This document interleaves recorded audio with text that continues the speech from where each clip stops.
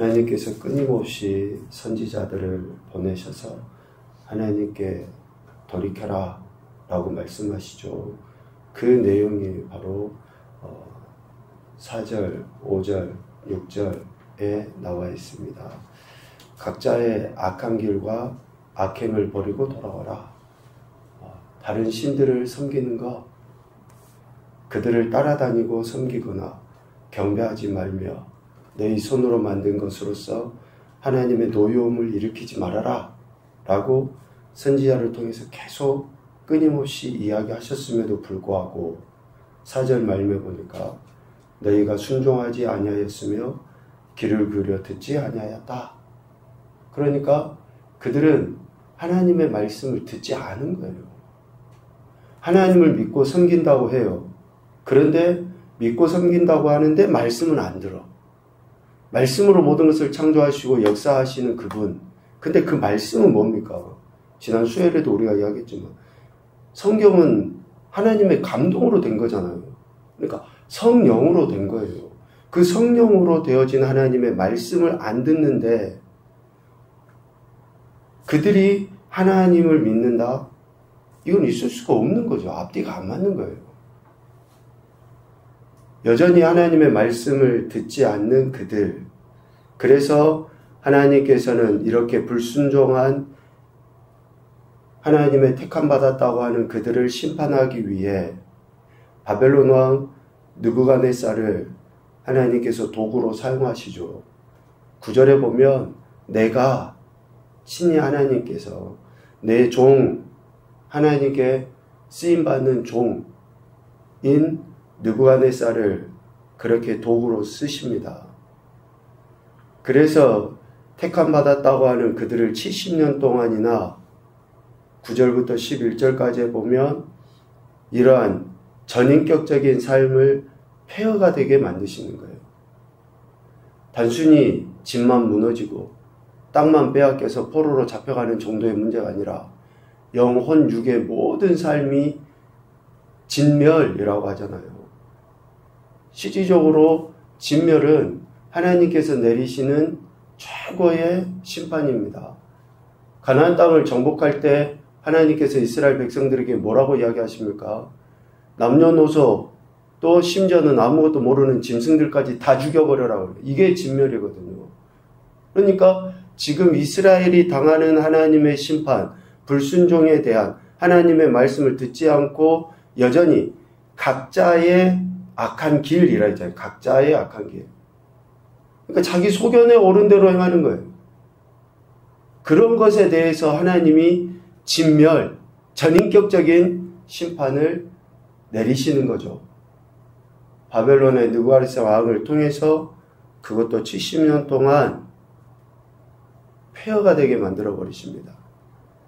한번 불순종한 것의 대가는 지금까지 쌓아 올린 모든 것들을 무너지게 합니다. 얼마나 우리의 어리석음이 하나님의 은혜와 사랑을 만홀히 여기게 하고 또 영광을 가리우게 하는지를 알 수 있어요. 지금까지 하나님께서 그들을 소위 그럼에도 불구하고 은혜를 베풀어 주셔서 여기까지 이끄시고 인도하셨는데 그 불순종에 의해서 모든 것이 철저하게 무너지게 되는, 그래서 우리는 하나님을 사랑과 공의의 하나님이라고 이야기하는 거예요. 사랑과 공의의 하나님. 오늘 12절 이하에는 이렇게 도구로 쓰임받은 바벨론에 대한 하나님의 공의를 나타내 보이십니다. 택하신 백성 이스라엘의 죄악, 돌이키지 아니하는 것, 회개치 아니하는 그들을 심판하시기 위해 바벨론 왕 느부갓네살을 도구로 쓰시죠. 그런데 그 도구로 쓰임받았다 할지라도 그들에 대해서도 하나님이 심판하셔요. 오늘 12절에 보면 내가 바벨론 왕과 그 나라와 갈대아인의 땅을 그 죄악으로 말미암아 벌하여 라고 이야기합니다. 그 죄악으로 인하여. 그러면 바벨론 왕과 또 그 바벨론에 속해 있는 사람들의 죄악이 무엇일까? 거짓말하고 사기치고 살인하고 뭐 이런 악한 일들을 행한 거일 수 있겠죠. 그런데 하나님께서 여기서 이야기하는 그 죄악은 뭡니까? 하나님이 택하신 백성과 동일하게 적용하셔서 하나님이 평가하시는 그 죄악이에요. 그러니까 5절에 나와 있는 6절에 나와 있는 택함 받았다고 하는 백성들이 하나님 앞에 불충했던 그 죄악, 각자의 악한 길을 행하는 것, 악을 버리지 아니하는 것, 또 다른 신을 섬기는 것, 그들이 손으로 만든 것들을 섬기는 이러한 모든 행위들에 의해서 하나님이 바벨론 왕 느부갓네살과 그에 속한 모든 사람들을 하나님이 폐허가 되게, 그것도 영원히 폐허가 되게 하시겠다라고 지금 말씀하고 계시는 거예요. 자, 그러면 바벨론 사람들 입장에서는 우리는 하나님이 우상을 섬기지 말아라, 다른 신을 섬기지 말아라 하는 말씀을 못 들었는데요. 할 수 있잖아요. 이스라엘은 애굽에서 나오면서부터 다른 신을 섬기지 말고 우상을 섬기지 말고 라고 해라고 하나님이 계속 말씀하셨는데, 이방 사람들, 세상 사람들, 안 믿는 사람들, 바벨론 사람들은 이 이야기를 못 들었잖아요. 이 말씀을, 율법을 소위 말하는.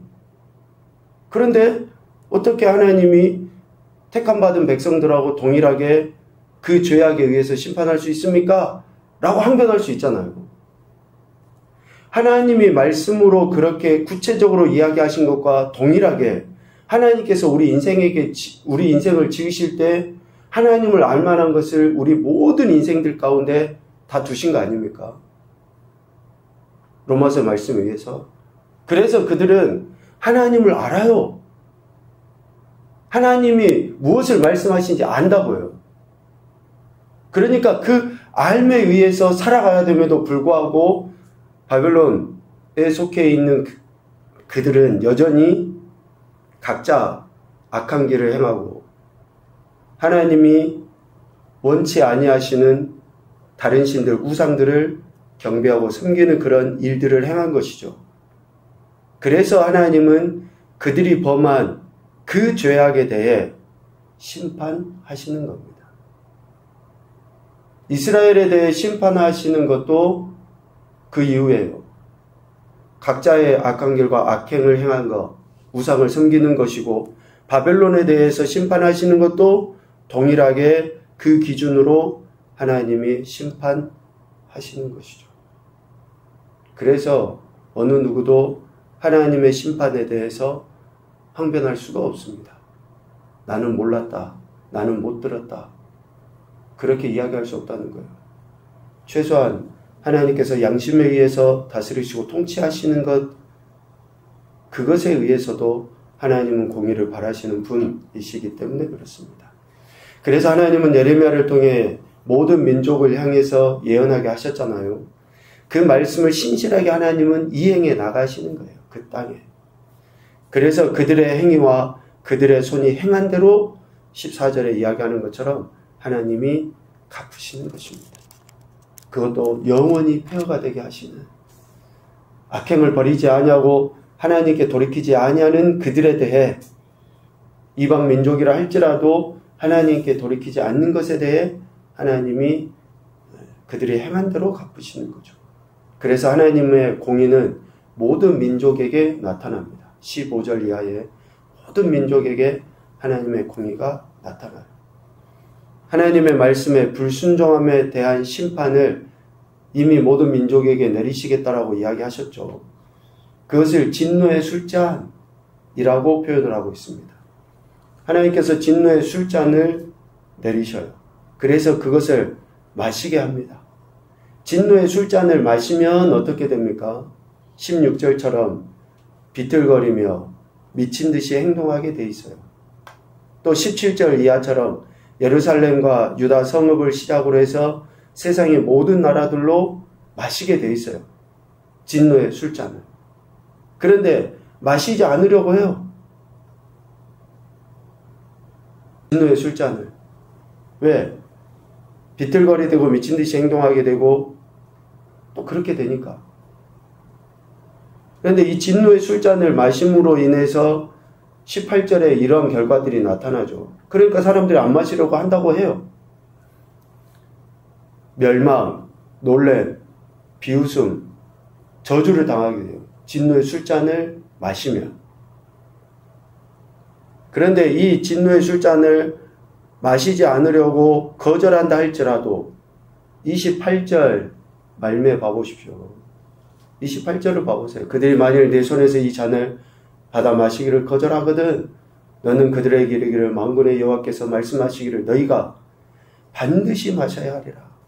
그러니까 안 마실 수가 없어요. 하나님이 내리시는 이 진노의 잔을.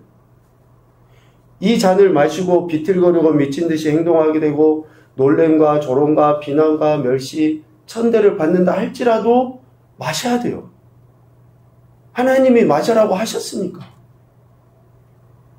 그러니까 우리가 생각해서 이게 좀 부당하고 불합리하고 이래서는 안 돼. 여기는지 모르지만 하나님께서 마셔라라고 하시고 하나님이 그렇게 정하신 것은 내 생각에 불합리하고 부당하다 할지라도 하는 거예요.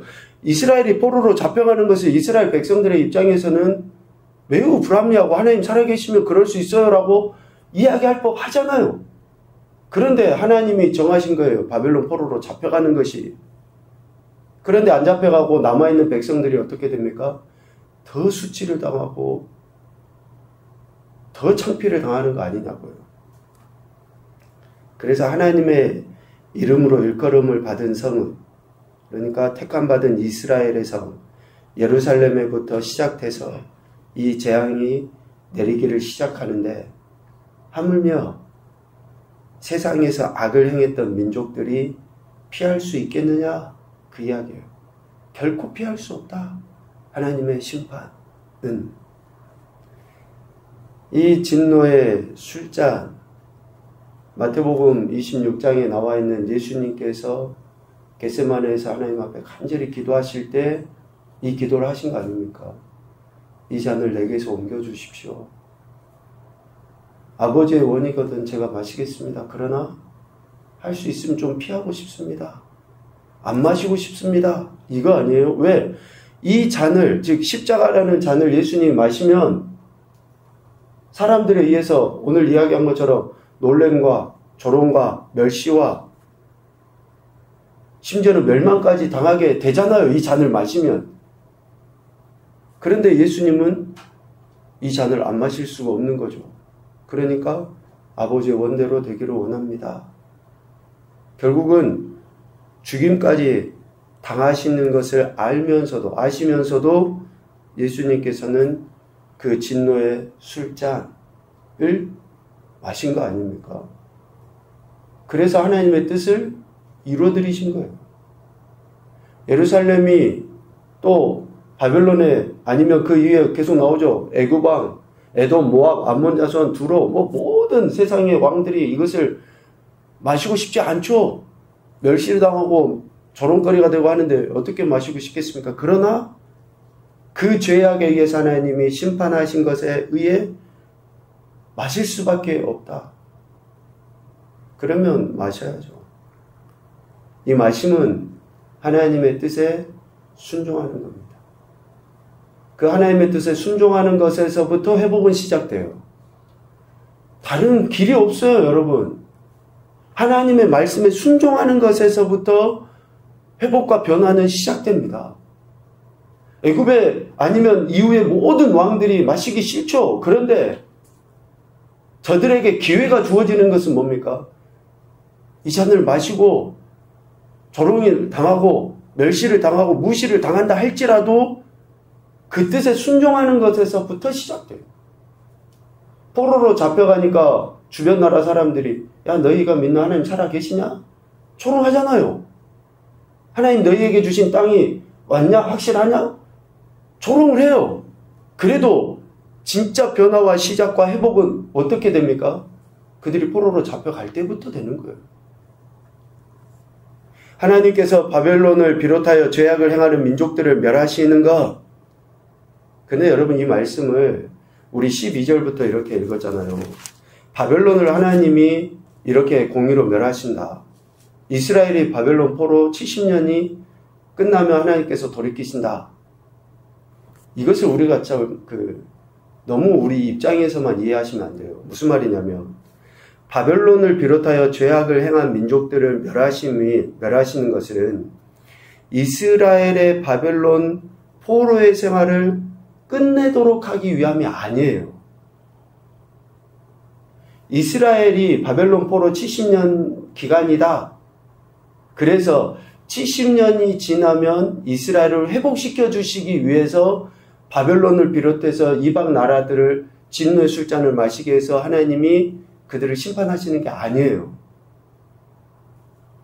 70년의 시간만 참으면 이스라엘의 원래 위치로 회복되도록 하기 위함이 아니라 바벨론 왕과 그의 나라와 또 갈대아인 땅에 행해지는 죄악 그 자체에 대해서 하나님이 참고 또 참으시다가 심판하시는 거예요.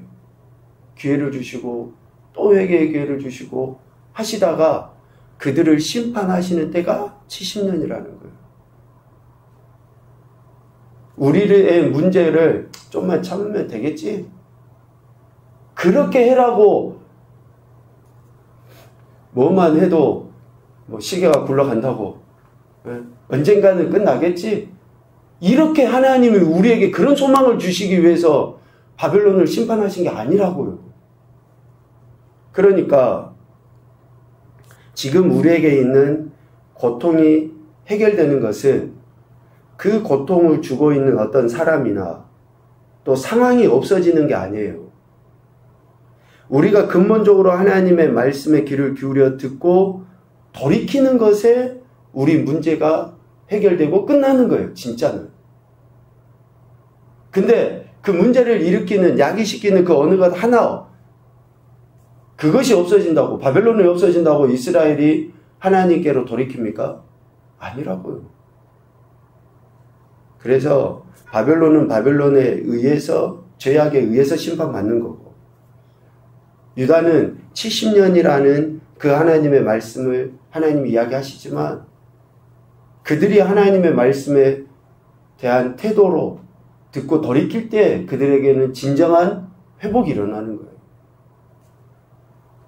오늘 우리의 신앙과 삶의 문제도 그렇습니다. 앞서 이야기한 것처럼 고통을 주고 있는 사람 상황이 문제가 아니에요. 그들이 없어진다고 해서 해결되는 게 아닙니다. 근본적으로 하나님의 말씀에 내가 귀를 기울여 듣고 돌이키는 것에 있다는 것을 말씀하시고 있습니다. 첫 번째 교훈입니다. 하나님은 사랑과 공의의 하나님이십니다. 꼭 기억하십시오. 나의 생각, 나의 말과 행동, 내 신앙의 태도, 또 세상에서 살아가는 그런 삶의 태도. 하나님의 공의에 의해서 반드시 평가받게 되어 있습니다. 두 번째, 공의에 의한 심판은 누구도 피할 수 없다. 하나님의 진노의 잔을 어느 누구도 마시지 않을 수가 없습니다. 하나님의 심판은 누구도 피할 수 없습니다. 세 번째, 하나님의 사랑과 공의에 대한 우리의 태도는 순종뿐이다. 하나님의 사랑도 순종해야 되지만 하나님의 공의로운 심판에 대해서도 우리는 순종해야 돼요. 우리가 감당하기 어려울 만큼 힘들 수도 있습니다. 그러나 순종하는 것이 빨리 그 심판에서 벗어나는 길이에요. 그래서 말씀을 읽고 묵상하고 기도하면서 민감해야 돼요. 하나님의 뜻에. 그렇지 않으면 하나님 뜻에 민감하지 않는데 어떻게 우리가 순종을 할 수 있습니까? 오늘 말씀을 통해서 저와 여러분에게 이 시대 말에 우리 그리스도인들이 어떻게 살아야 하는지에 대해 분명하게 교훈하시고 있습니다. 사랑과 공의의 하나님의 뜻에 전적으로 순종해서 하나님의 영광도 나타내시고 우리 삶의 여러 가지 갈등과 문제들이 해결받는 그런 귀하고 복된 한 날 우리의 인생이 되시기를 주님의 이름으로 축복합니다. 아멘.